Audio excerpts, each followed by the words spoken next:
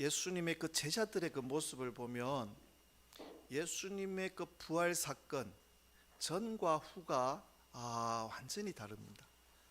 그래서 예수님의 어떤 공생의 사역에 함께했던 그 제자들이었지만 예수님이 막상 힘없이 그 십자가에 못 박혀 돌아가실 때는 다 모른 채 하고 심지어는 그 수제자 베드로는 3번씩이나 부인하고 이 저주하면서 예수님을 외면하지 않았습니까?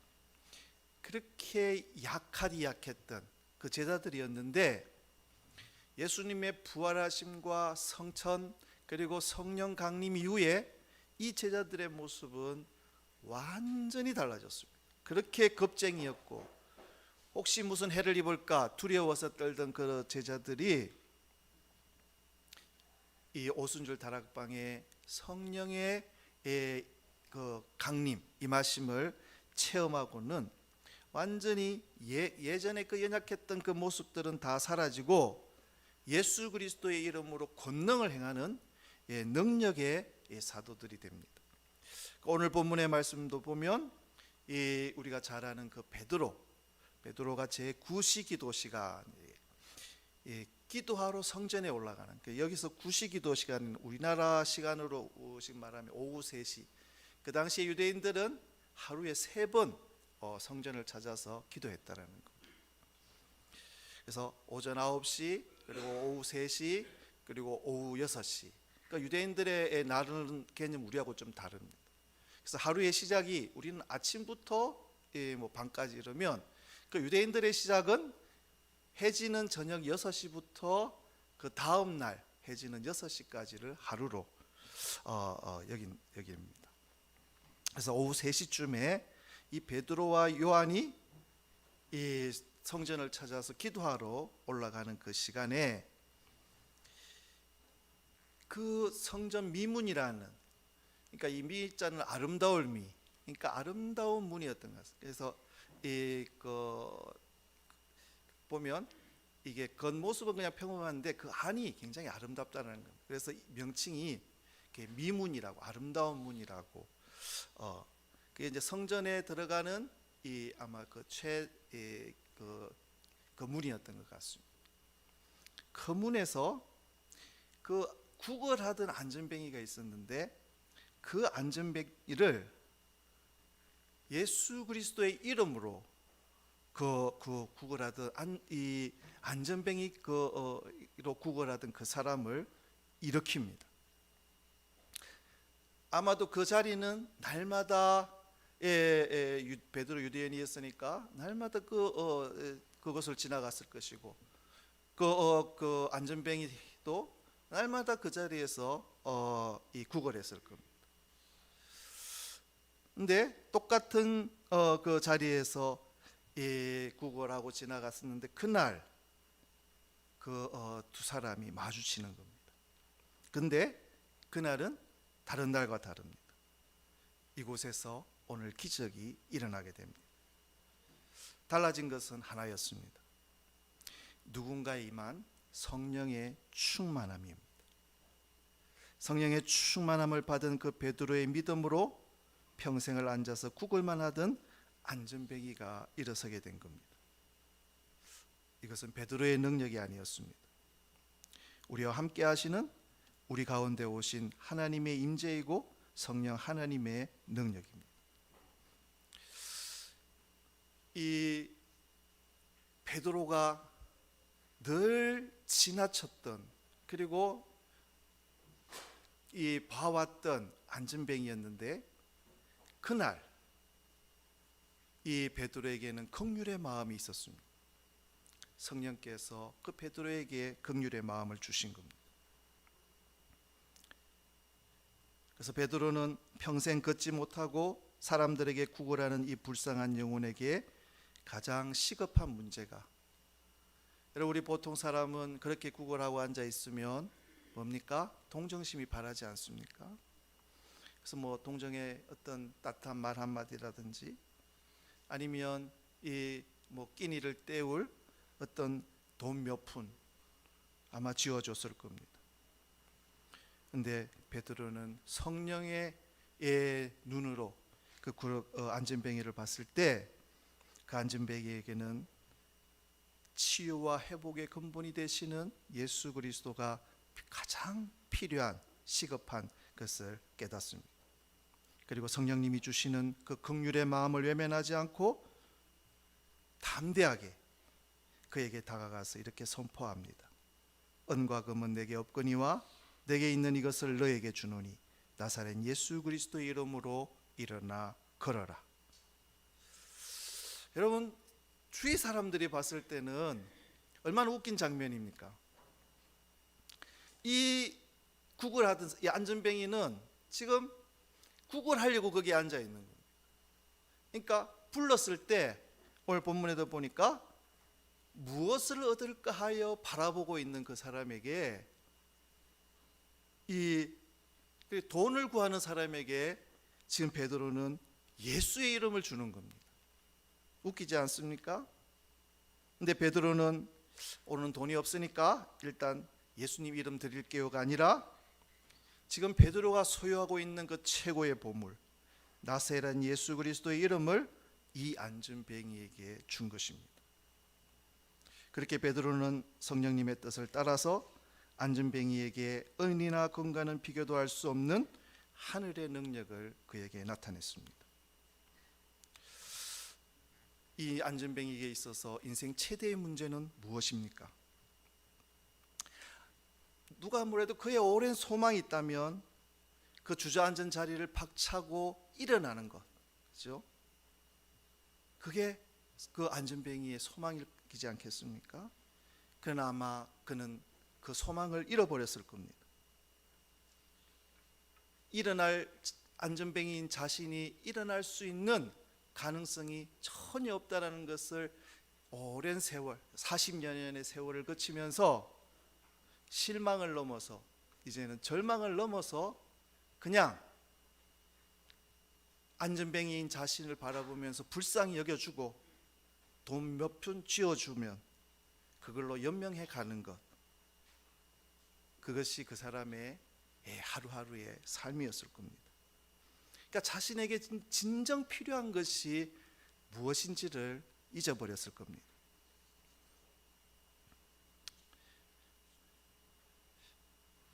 그런데 40년 동안 앉아 있어서 이제 더 이상 일어서겠다라는 그 소망도 희망도 모두 사라진 이 안전뱅이를 베드로가 선포한 예수 그리스도의 이름으로 한 번에 그 안전뱅이가 자리를 털고 일어납니다. 사실 이 안전뱅이가 단번에 일어나 성전을 기쁨으로 뛰어다니는 이 치유의 이적은 죄에 묶여서 신음하는 우리 인간의 영혼이 예수 그리스도의 이름으로 단번에 자유와 영생의 구원을 얻는 것을 보여주는 아주 상징적인 사건인 줄 압니다. 결국 성령님께서 행하시는 그 기적의 핵심은 영적으로 주저앉고 죄로 인해 마음이 주저앉은 사람을 예수의 이름으로 다시 일으켜 세우는 것입니다. 여러분, 사실 우리의 모습을 보면 그렇지 않습니까? 어찌 보면 썩어질 것들만 우리가 붙들고 주저앉아 있는 우리의 모습들을 보게 됩니다. 놀랍고 무서운 일이 뭡니까? 내 생각과 행동이 일치가 되지 않는 것. 여러분, 그런 경험해 보신 적이 없습니까? 아닌 줄 아는데, 이게 나쁜 건 줄 아는데, 하면 안 되는 건 줄 아는데 내 행동은 지금 그것을 하는 겁니다. 정신과 육체가 따로 노는 것, 그게 장애이지 않겠습니까? 내 정신에 내 몸이 통제가 안 됩니다.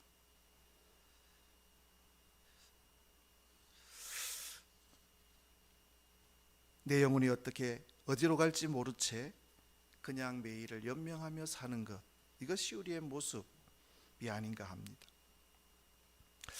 여러분, 처음 신앙을 갖는 이들은 믿음의 다리가 약해서 앉아 있을 수 있습니다. 그리고 기존에 믿는 자들도 믿음의 경주를 열심히 하다가 지쳐서 털썩 주저앉을 수 있습니다. 그럴 수 있습니다. 우리는 연약한 사람들이니까. 그렇지만 그렇게 앉아있는 상태 그냥 그대로 사는 것은 결코 성령의 역사가 아닙니다. 성령의 역사는 주저앉은 사람을 일으켜 세워서 걷게 만드는 겁니다. 주저앉아 있는 사람들을 일으켜 하나님의 뜻에 행하도록 도우시는 그 성령님, 우리 안에 내주하시는 그 하나님, 살아계신 하나님이십니다. 여러분, 구약의 하나님은 무서운 하나님이셨습니다. 율법의 하나님이셨습니다. 죄에 대해서 심판하시고 징계하시는 하나님이셨습니다. 그래서 사람들은 하나님의 이름을 감히 입에 올리지 못했습니다. 가까이 가기를 두려워했습니다. 근데 예수님이 육신의 몸을 입고 이 땅에 오셔서 그 하나님이 우리의 아빠 아버지라고 알려주시는 겁니다.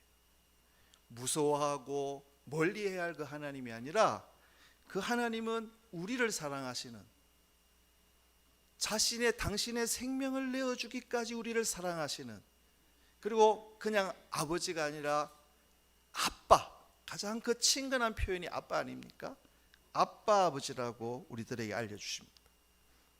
그리고 땅을 떠나시기 전에 성령으로 그분이 오셔서 너희 안에 거하셔야지, 그리고 그분은 너희 안에 거하시고 싶어 하시고, 거하셔야지 우리가 죄의 심판에서, 죄의 저주에서 저주를 받지 않고 살 수 있다고 우리들에게 알려주십니다. 지금 이 세대를 살아가고 있는 저와 여러분, 이 성령에 붙들린 이 사도처럼 성령 하나님이 공급하시는 그 큰 사랑과 은혜를 소유할 수 있으며 우리는 소유해야 된다라는 겁니다. 성령님께서 우리를 인도하여 주시고 우리를 가르쳐 주십니다. 예수님의 그 긍휼의 마음이 드러나게 하는 섬김, 예수님의 그 치유의 능력이 드러나는 그 말, 예수님의 구원이 드러나는 그 실천과 행동, 이것이 바로 성령님이 내주하는 사람, 성령님의 이끌림 받은 자의 삶입니다. 성령님께서 내 안에 내주하실 때 그 성령의 그 증거들이, 열매들이 나타납니다. 사랑, 희락, 화평, 오래 참음, 자비, 양선, 충성, 온유, 그 절제예요. 그래서 내가 막 애쓰고 인위적으로 한다고 드러나는 것이 아니라 성령께서 내 안에 내주하실 때 내 삶을 통해서, 내 언어를 통해서 이 드러나고 열매 맺혀진다라는 사실입니다. 예수님은 우리들에게 이 세상에서 이거 일시적인 도움밖에 주지 못하는 금이나 은과는 차원이 다른 절대적인 구원, 영원한 생명을 주시는 분이십니다. 성령으로 그 일이 우리에게 이루어지도록 돕고 계십니다. 우리의 입술로 그 고백이 이루어지기를 바랍니다. 우리를 구원하시는 예수 그리스도를 그 믿는 믿음 안에서 우리가 모든 것을 행한다면 우리 주님의 그 구원, 우리 자신에게 그리고 우리를 통해서 이웃에게 이루어지는, 그리고 우리의 모든 인생의 궁극적인 문제가 해결되는 것을 보게 되는 여러분 되시기를 바랍니다. 여러분, 그 성전 문 앞에서 구걸하던 그 안진뱅이, 그 사람의 심정이 어떻겠습니까? 구걸하던 그 사람의 삶은 참 비참했을 것이고 고단했을 겁니다. 베드로와 요한의 시선이 그 사람에게 머물렀습니다. 그 사람은 태어날 때부터 걷지 못한 사람이었습니다. 걸을 수도 없으니 일을 할 수가 없었을 것이고 혼자의 힘으로는 아무것도 할 수 없이 그냥 사람들이 앉혀놓은 그 상태에서 가만히 앉아서 구걸해야 했습니다. 나면서부터 걷지 못했던 그 사람은 자유롭게 성전을 오고 가는 그 사람들을 보면서 무슨 생각이 들었겠습니까?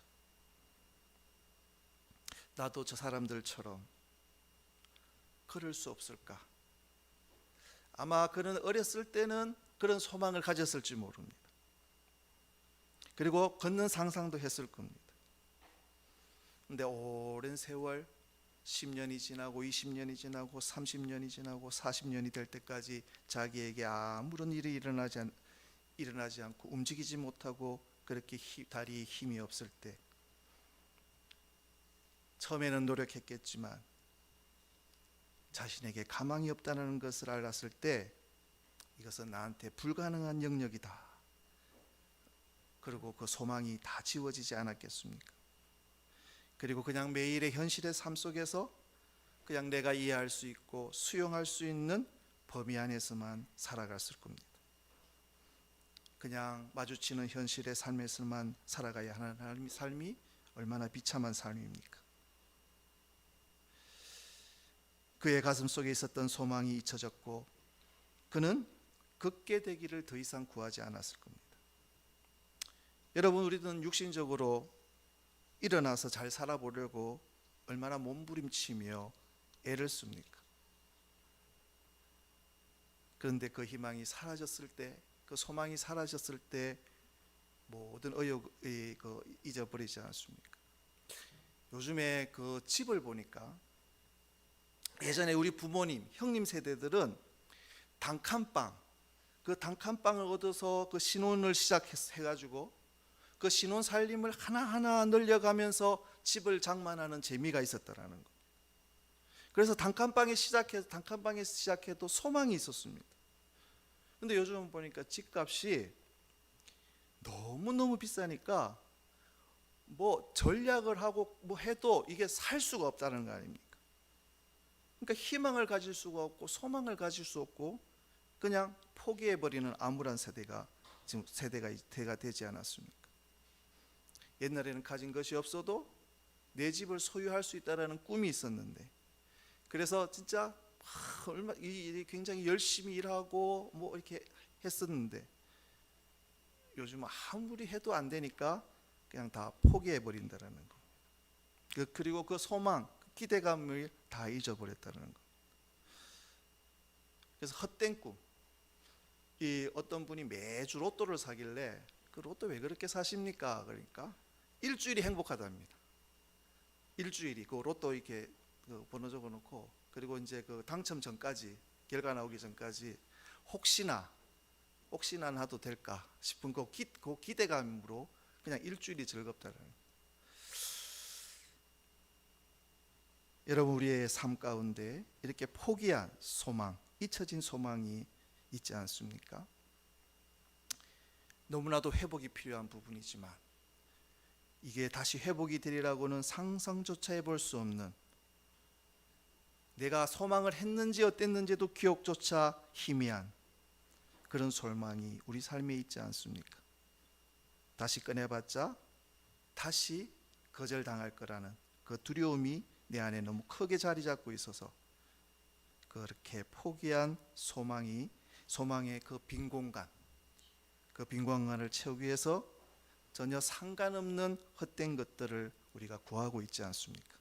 마치 안전뱅이가 은과 금을 구하는 것처럼. 여러분, 걷지 못하는 자에게 진정한 기적은 평소보다 좀 돈을 더 버는 것? 아니지 않습니까? 그에게 기적은 일어나서 걷고 뛰는 겁니다. 조금 더 돈을 많이 벌고 조금 더 높아지고 조금 일이 더 잘 풀리는 것으로 내가 만족하면 그것이 내 삶의 기적이라고 우리가 말할 수 있겠습니까? 아무도 기대하지 않았고 심지어 이 안전뱅이조차 기대하지 않았던 그 잊어버렸던 소망, 그 소망을 우리 예수님께서 회복시켜 주셨습니다. 여러분 안에 이 예수의 이름이 있습니까? 성령님께서 오늘 우리들에게 말씀하십니다. 너희 안에 내가 있다고, 너희 안에 예수의 이름이 있다고. 예수의 이름이 주저앉아 있는 우리를 걷게 하실 겁니다. 뛰게 하실 겁니다. 우리 안에 잊혀진 그 소망을 다시 회복시켜 주실 겁니다. 여러분, 그러하기에 우리는 엉뚱한 것을 구하면 아니 되겠습니다. 여러분, 우리가 세상을 기웃거리면서 마치 동냥하듯이 무얼 구한다면, 여러분, 우리가 보면 누가 구걸하는 사람한테 보석을 주겠습니까? 보석을 준다라는 것은 내가 가장 귀하게 여기는 사람한테 그 보석을 주지 않습니까? 당신은 이렇게 귀한 사람입니다. 근데 구걸하는 사람한테 누가 보석을 줍니까? 그냥 먹다 남은 밥이나 아니면 주머니에 있던 거 동전 몇 푼 그렇게 지워주는 그것 아닙니까? 여러분, 우리는 육신을 입고 현재를 살아가기에 썩어질 것이지만 이 세상의 것들이 필요합니다. 이렇게 보니까 저는 돈이 많은 분들이 돈에 매이는 줄 알았는데 돈 없는 사람도 이게 돈에 매이더라고요. 있으나 없으나 이게 참 매이는 것이 돈인 것 같습니다. 그런데 하나님은 우리들에게 말씀하십니다. 사랑하는 자여, 네 영혼이 잘된 같이 네가 범사에 잘되고 강건하기를 내가 간구하노라. 너희는 먼저 그의 나라와 그의 의를 구하라. 그리하면 이 모든 것을 너희에게 더하시리라. 여러분, 물론 우리들에게 이 세상을 살아가는데 필요한 것들이 있습니다. 그러나 썩어질 것이 아닌 우리의 영혼을 살리고 풍요하게 하는 것이 더 소중하고 먼저인 겁니다. 그리고 하나님께서 책임져 주시겠다고 말씀하십니다. 하나님은 그냥 우리를 내버려 두시는 분이 아니라 보상해 주시는 하나님이십니다. 요즘 우리 지금 이 차내는 것이 지금 이게 그게 돼가지고 언제 내가 돌아올지 지금 조마조마하시는 분들도 계실 건데, 근데 제가 지난번에 7만 원 넘게 나갔습니다. 이게 함부로 지르면 안 되겠더라고요. 다음부터 사람 오는 거 보고 질러야지. 그런데 물론 제가 좋아하는 분들에게 지출되었기 때문에 아깝지 않고 좋더라고요. 그날 막 그 받아가지고 좋아하시는 거 스타벅스다 그러면서 좋아하시는 거 보니까 이게 그 돈이 아깝지 않고 저도 마음이 좋더라고요. 그런데 또 하나, 그렇게 써도 우리 보상되어지는 게 있더라고요.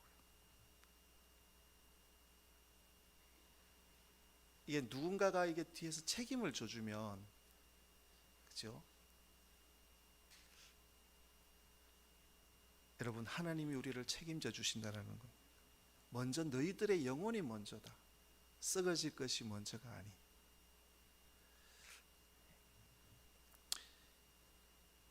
여러분, 우리의 영혼을 살리고 풍요하게 하는 것, 그것이 우리가 먼저 바라봐야 될 것임을 여러분 잊지 마시기를 바랍니다.